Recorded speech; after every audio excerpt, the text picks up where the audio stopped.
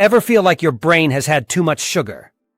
One minute it's daydreaming about the weekend, the next it's stressing about something that hasn't even happened yet.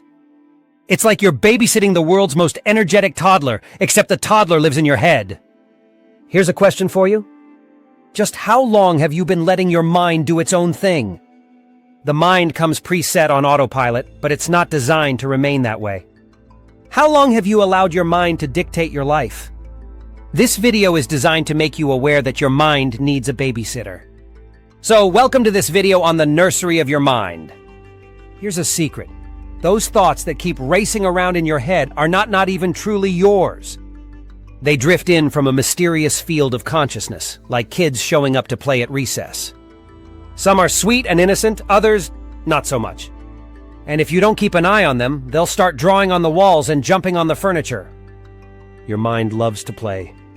It's curious, restless, mischievous, and sometimes just plain loud.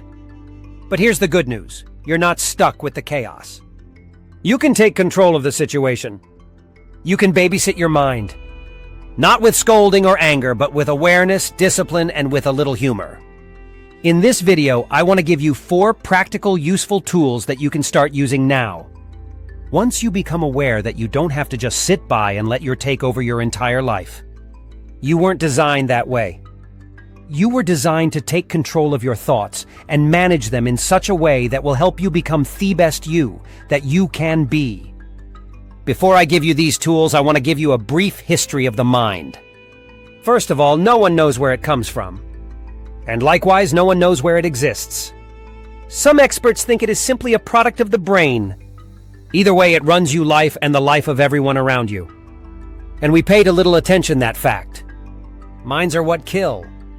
Not guns, not knives, nor any weapon you can imagine. Minds shoot up schools, drive drunk, and lose themselves in anger. They can bring you much pleasure as well as do you much harm without your intervention. Unless you take control and get your mind off of autopilot, it will continue to control you. When it's unwatched, it will generate the thought and then, in turn, create the emotion that makes you do what you do. It does this as a natural reflex, your awareness or input. Since no one really knows where it came from or where it's going, we are only left to speculate. This video is not intended to address the spiritual matters of whether the mind dies with or moves on to another. It's intended only to address the here and now management of your mind. So let me give you 4 practical tools you can use to calm and guide this childlike mind of yours. Anyone can use them, and you owe it to yourself to at least try. This works whatever age group you're in. The younger the better. And for the old, it's never too late. Tool hash 1 is time out with breath. It's modeled after the time that we give our kids to readjust their thinking or behaviors. First, we must locate the timeout chair. Not for you, but for your thoughts. Find a place to relax and just pause and breathe. Slow, steady breathing is like handing the toddler a juice box. Suddenly, the chaos softens. Let's take a minute now to examine the breath. How much do you know about your breath? More than likely, it's something you seldom think about unless it gets in short supply. You take between 10 to 20 breaths every minute. So during your waking hours, you take around 20,000 breaths each day. Just becoming aware of your breaths alone is a major breakthrough in becoming a successful babysitter of your mind.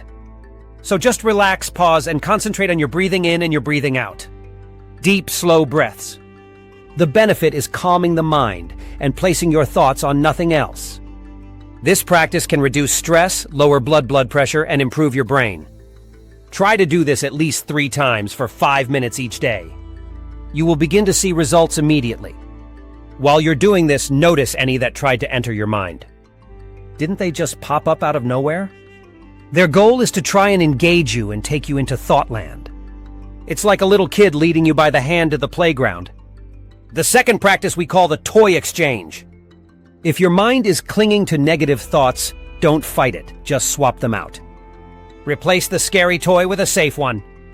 Replace the negative thoughts with thoughts of gratitude, positive affirmations, or even a memory that makes you smile.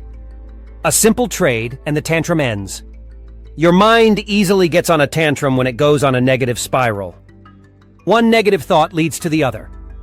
That process can easily ruin your day. This practice is especially useful when you're dealing with cravings. Cravings follow all negative thinking. You need a drink or a smoke, you want drugs, food, or get the urges to do all sorts of unhealthy activities.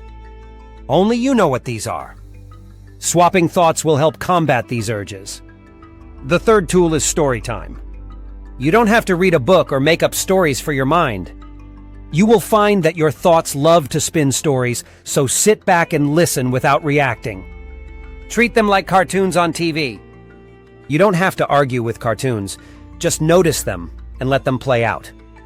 Eventually, the mind tires itself out. Simply sit back and amuse yourself with the thoughts that your mind comes up with. Finally, every good babysitter must know when to put the mind to bed.